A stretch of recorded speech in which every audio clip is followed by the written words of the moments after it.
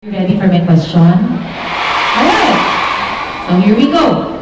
If I were to give you a moment to think about your future or your life 15 years from now, how will it look like?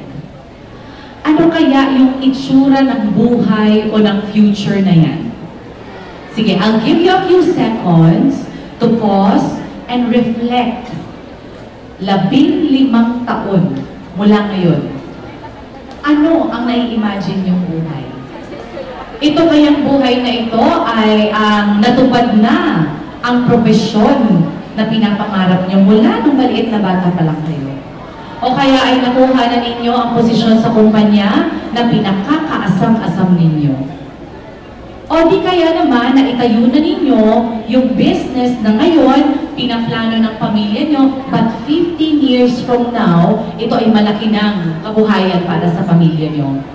Pwede din siguro na yung mga dream destinations ninyo ay napuntahan na ninyo.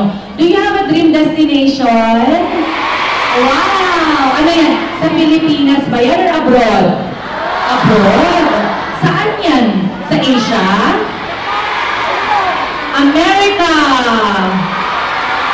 the Middle East, Europe, yung iba saan? Africa. Okay.